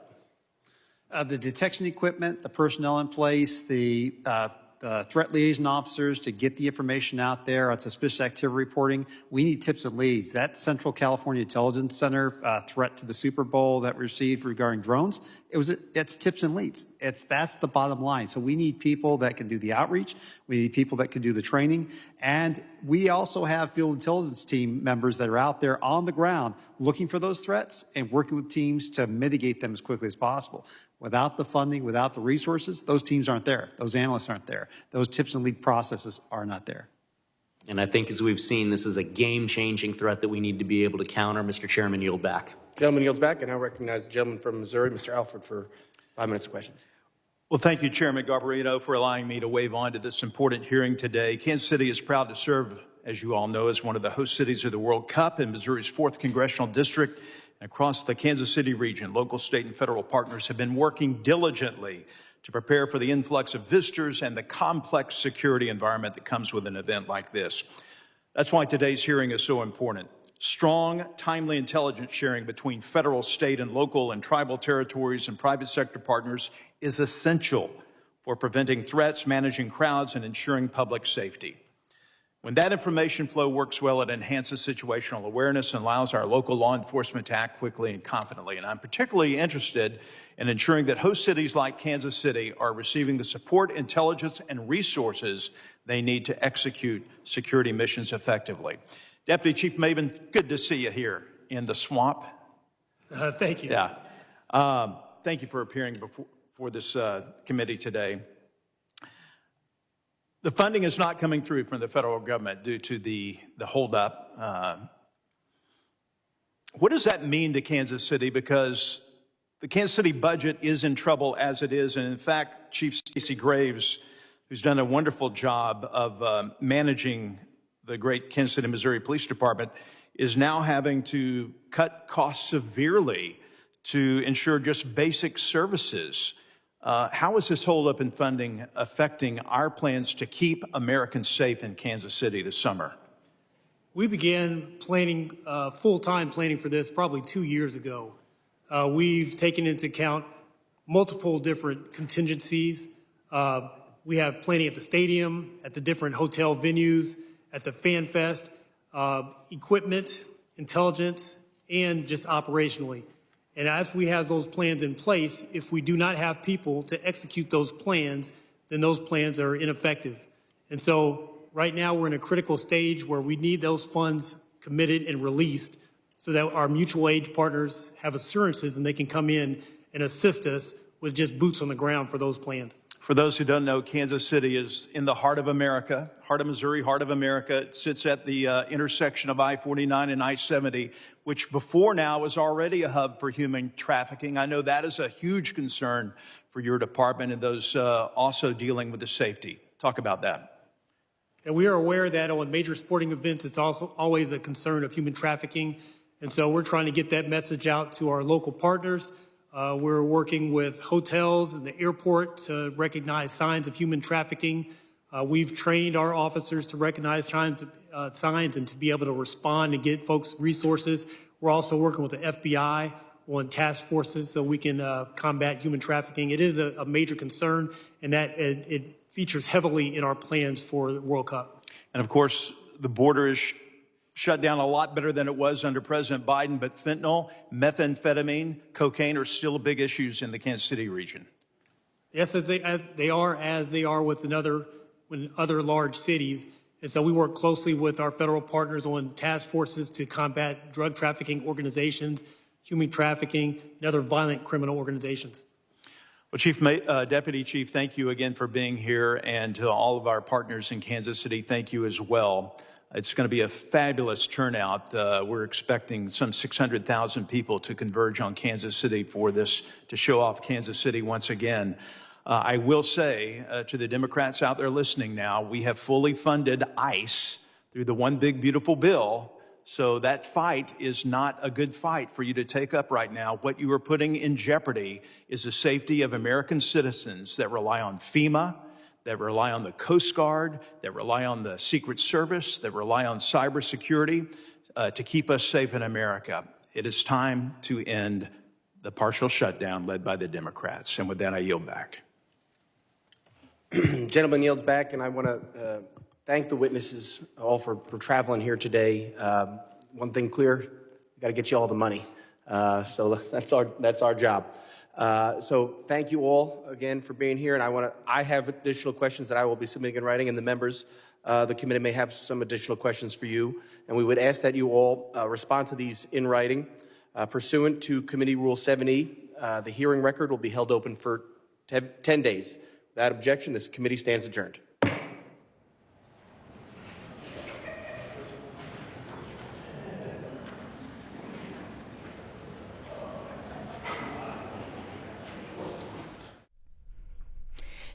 And tonight, President Trump will be delivering the State of the Union address beginning at 9 p.m. Eastern, just